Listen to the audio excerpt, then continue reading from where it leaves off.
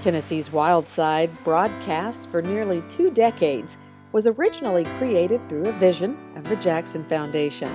The foundation remains a supportive partner in the mission to educate viewers about wildlife, natural resources, and opportunities for outdoor adventure.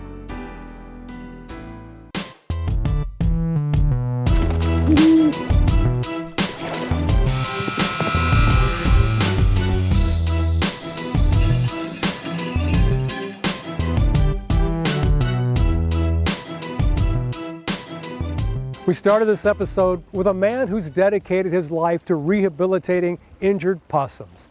And now we end up with an action adventure and first responders for a fallen bird of prey.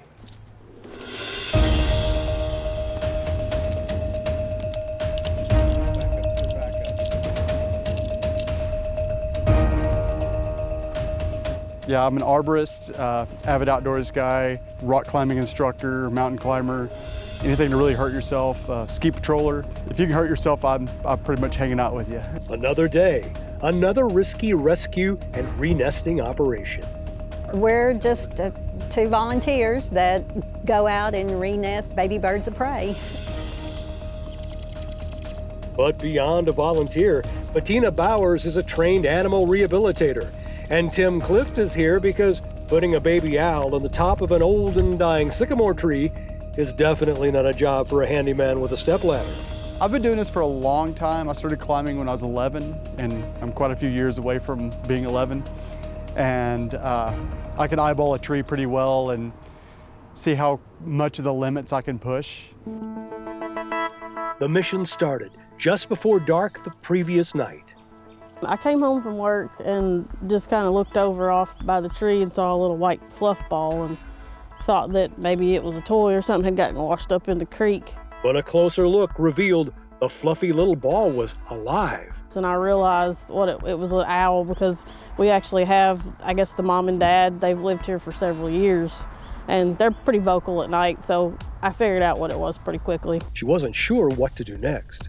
Friday night at 6:30, and couldn't get a lot of people on the phone, and so I got on Facebook and then actually found somebody in Tullahoma. Got a text from Luann from Ziggy's Tree down in Tullahoma, and with a picture, and said, outlet down in Hendersonville, here's the phone number. And so I texted Ashley. She said just to get it, get some towels and put it in the box and bring it out of the cold and keep it from any predators. I told her how to check out, to make sure its legs were working, its wings were working, that it wasn't injured. So I got a cardboard box and put some towels in it, wrapped it up in a towel and brought it in my garage and put a little space heater in there so it wouldn't get freezing, and just let it alone for the rest of the night, basically.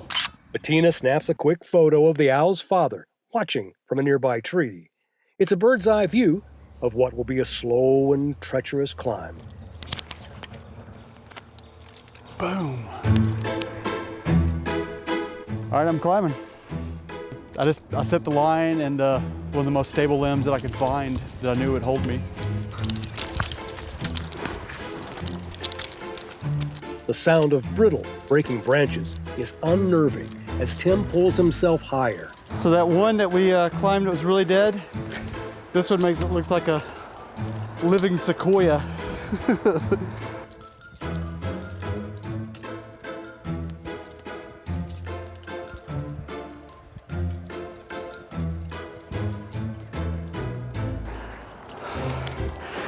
You're gonna make me hurt every step, aren't you? But the potential danger has not diluted his sense of humor. Don't show this video to my mom. I like that concerned look on your face there, Bettina.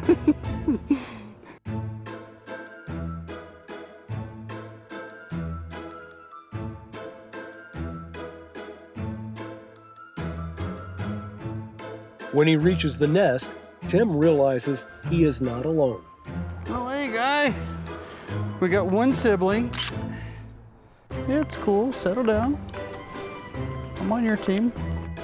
The nest has a hole in it where the baby apparently fell out, so a little remodeling is required. So here on Wild Bird HGTV, We're gonna be redoing the living room today. I'm gonna put the top up to keep the rustic look nice. Will you hold this with your little beak? What I'm doing here is I took a big chunk of the top that's kind of insignificant, about to fall off, and it had a big hole, and I patched the hole up so they can come in from the top. And yeah, they can come in and the babies can't get out easy. All right, ready for a munchkin.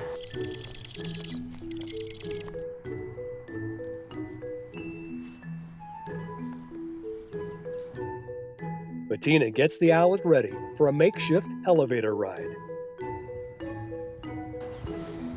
Baby owl, top floor. Ding. Snuggled safely in a small bag, the baby is headed for home. I want your little birdie head. Fancy meeting you here. I need these guys. I need them. No, let go of me and I can let go of you. All right, I got you. Ready? We're gonna do this one quick swoop here. Ready? And you're home. I love it when they talk to each other when they get home. Let's see if we can get a picture without falling here. All right. Everybody's happy. Let's see if I can get on the ground now.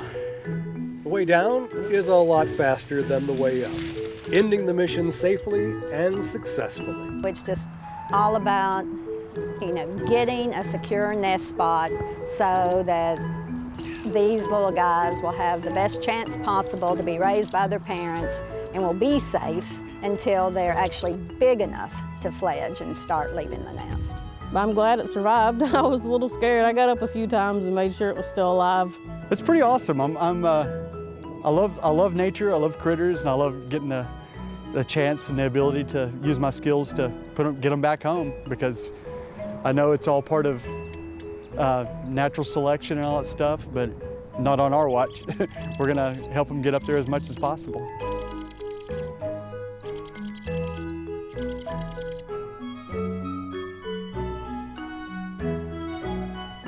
The baby owl's parents return shortly after our departure. If you run across an animal in trouble, the Tennessee Wildlife Resources Agency offers a list of licensed rehabilitators on their website. There's also a 911 app called Animal Help Now that can guide you to resources near your location. Thank you for joining us. We hope you are inspired to appreciate and protect our natural resources. And if you have to choose sides, always choose the wild side. Tennessee's Wild Side has been a presentation of the Jackson Foundation